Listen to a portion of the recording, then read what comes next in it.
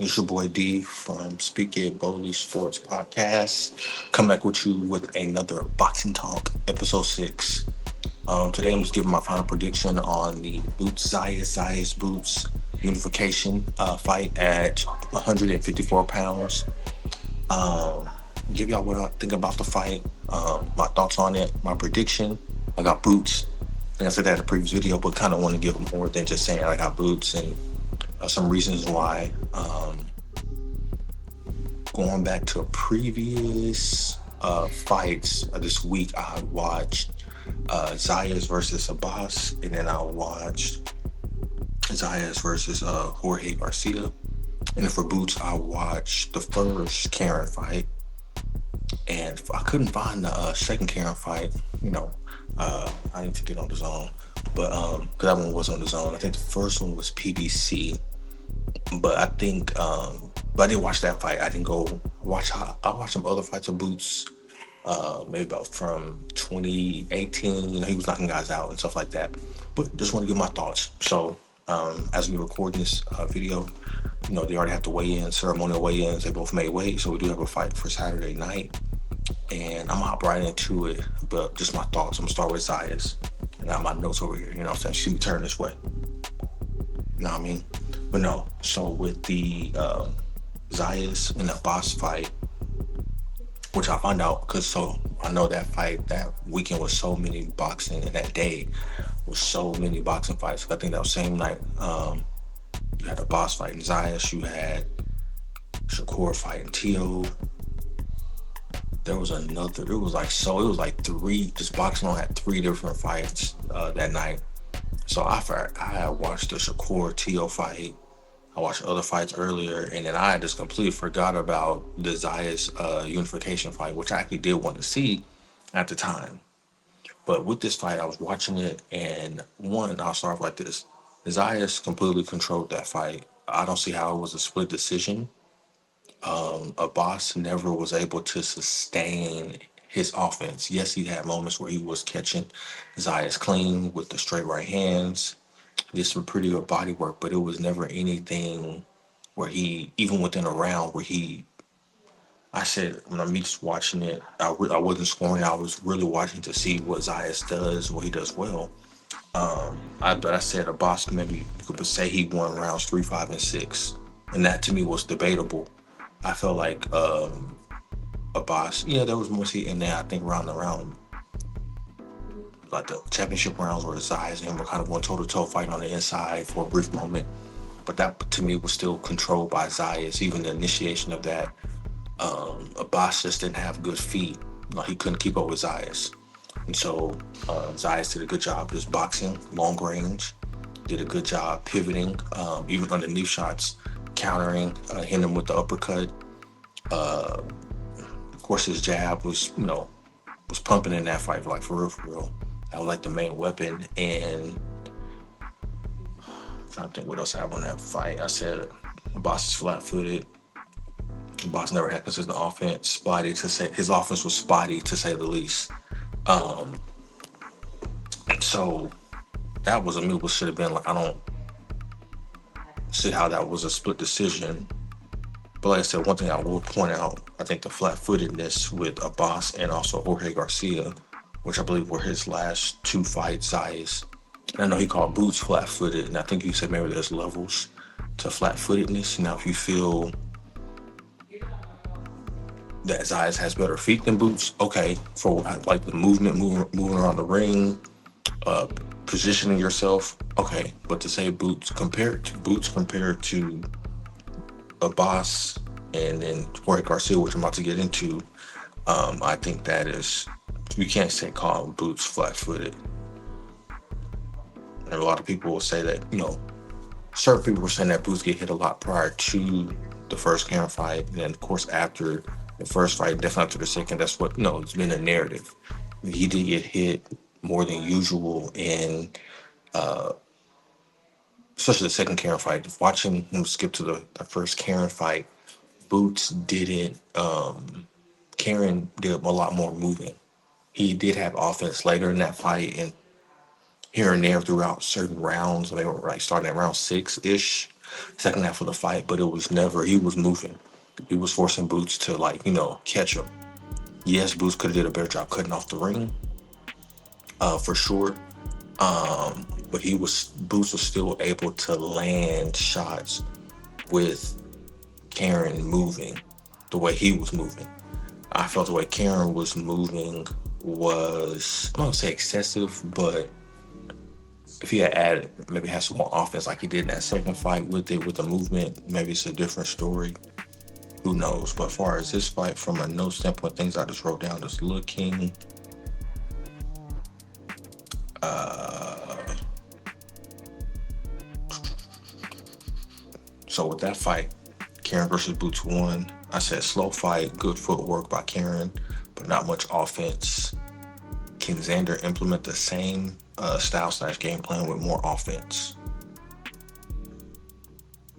And I'm gonna touch on that too, in comparing his two fights between Jorge Garcia and Abbas, just with him. Also, I said, has Boots improved with this fighting style? So that would be something we have to see.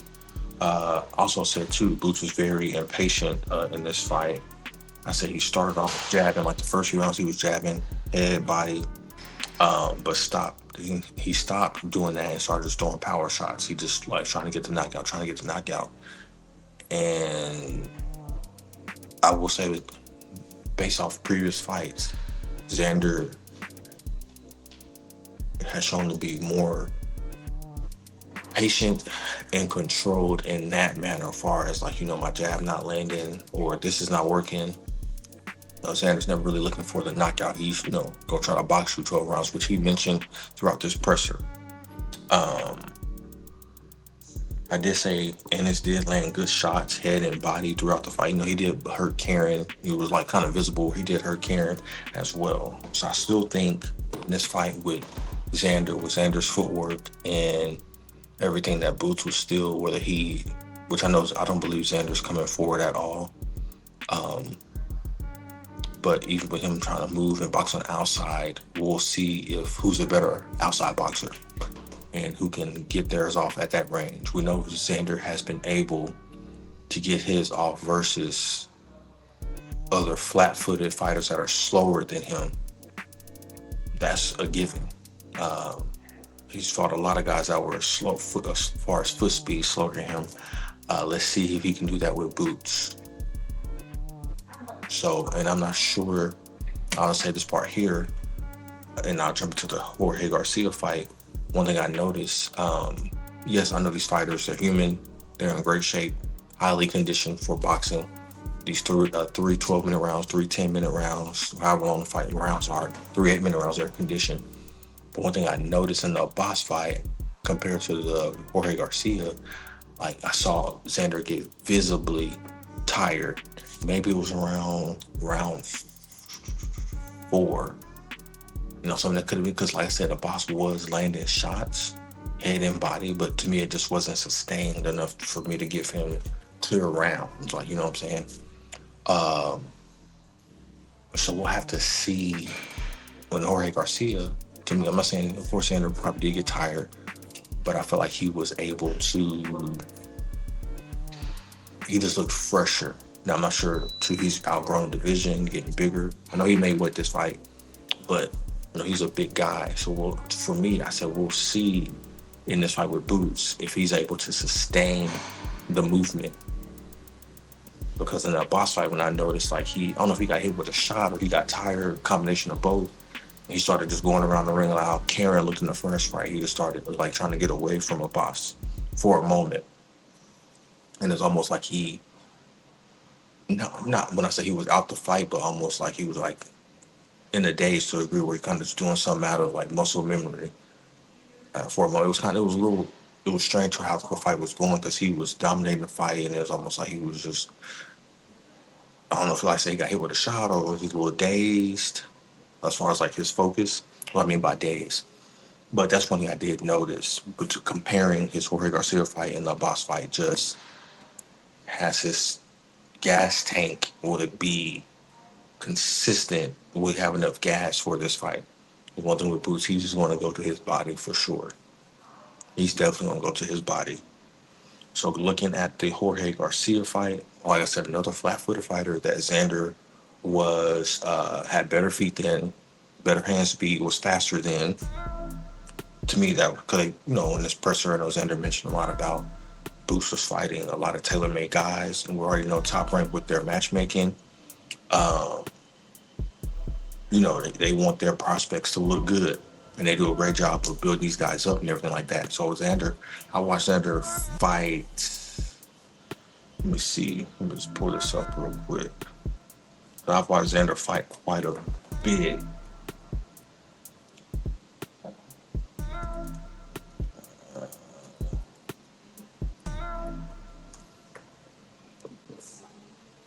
Now, off memory, so I just mentioned I missed a boss fight, and I recently just watched it. But as far as watching it live, the Jorge Garcia fight, I watched that one live. The Slava Spooner, he's one that was trained by Roy Jones. Again, he was another guy that was flat-footed, uh, where Xander's had advantages, which is fine, had advantages over. And I think Xander stopped him like in the ninth, I believe. And then the Damian Sosa fight was another guy, more like a thumper, flat-footed as well. So it's like both guys have, you can say, fought guys that were, tailor-made for them. Uh, which I can't, it is what it's boxing. You fight who's in front of you, because if you lose, and you still get talked about, or whatever the case may be. So I'm not coming down, but to say Boots' whole career has been, I know Xander saying like tailor made or has been handed to him. We can say the same thing with some of these top ranked guys and with Xander. So I think too. I think a good example of that on this note was, Frank Sanchez and what's the heavyweight top Richard Torres Jr. That's who it was, Richard Torres Jr. Richard Torres got knocked out, and was I surprised by that? No, I was like when this fight got called, I'm like, ooh, I know Frank Sanchez has some. I think he has one L that he's taken, but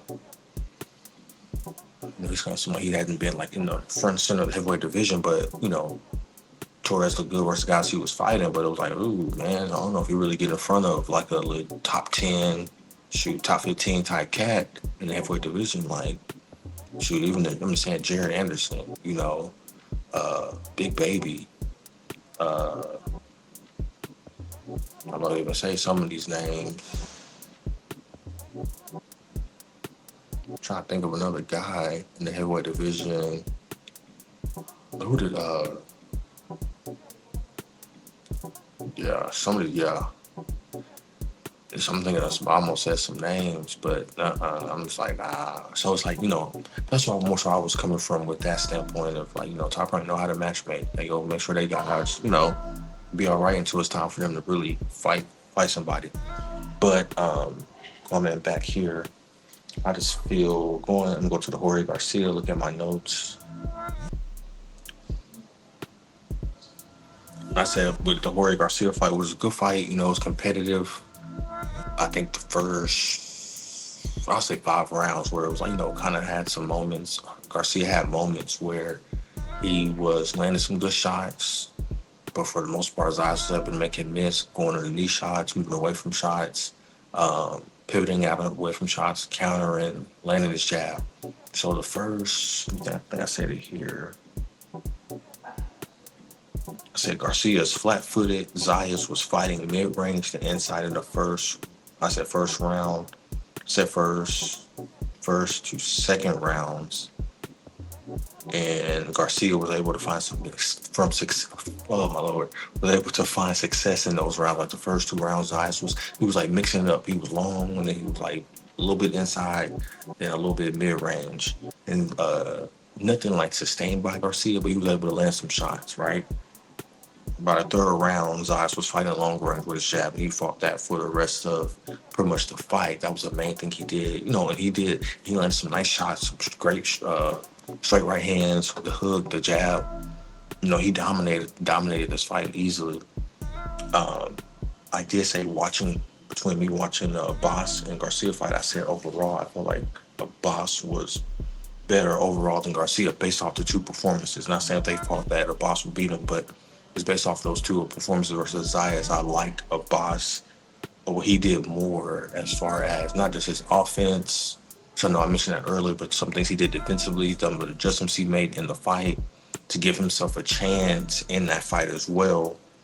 And the question I did have here, I wrote down, can Xander outbox Boots long range, which I already mentioned earlier. That was a question that I wrote down. And one thing that was consistent, I think Abbas did it earlier than what Garcia did, was being able to cut off Xander's exit. So Xander, when he throws combination throws a punch, he'll try to exit, left and right, left or right, depending on the situation, punch has been thrown. And one thing Abbas was able to do was started to cut off the exit or turn with Xander. One thing that Boots did versus Karen and he started doing the second fight, he was started to turn with Karen. And so we'll see if that, depending on which I believe Xander's going to try to fight long range, I feel that's his only chance to win versus Boots. As of now, we'll see what happens Saturday. But Boots can definitely turn with Zayas, and we'll see what that looks like. So that was one thing they started doing versus Xander, and Abbas was able to land more once he started to either, if he wasn't turning, he was cutting off that exit. So Zayas did have to change up what he was doing as far as, well, two things, combinations he was throwing and how he was exiting. He did have to change that up throughout that fight. So we'll see what happens Saturday with that. Let me see what any other note. I think that was all the notes I had on this one for both guys. I will say, just between both fighters, like I said in the beginning of the video, I do have Boots winning this. I wouldn't be surprised if it's a KO. At any point in the fight, I just don't feel, between the two fights and me watching Xander even before, like he's a boxer. I did feel in the Jorge Garcia fight that he could have got him up out of there because it was to the point where Garcia was missing, but they had a game plan. He stuck to the game plan. He listened to his coaches. Between the boss fight and this one, we'll see. Excuse me. See what Xander, if he has more elements to his game. Because he don't have a crazy right hand. He does have a good left hook. If Boots is patient, not trying to rush to get a knockout, but just taking, what's there when it's there. To me, I feel like this would be like a showcase for Boots. Honestly. Showcase for Boots. I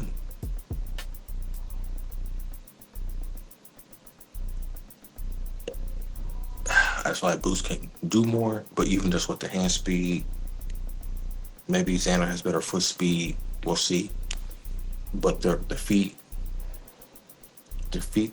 between his last few fights, Xander, I believe that Boots probably has the best feet. Seeing that Boots is flat-footed, probably has the best feet, that he's going to face. Even if you feel like Xander's feet is 1,000 miles better, I don't. Power goes to Boots. Yes, his defense on that Karen fight has been something else. Has to continue to improve and be more defensively sound. I do agree with that criticism. But Xander, I think to me the determining factor, Xander's going to have to come like he hasn't come before, because he's not fighting that level of competition that he's fought. And you say, well, Boots hasn't fought good level of competition. Cool. Same thing I even said about Terrence Crawford. Just because guys make it look easy don't mean that it's bad comp. Some guys just make it look easy in life, across the board, across various careers and industries. Some people just that talented.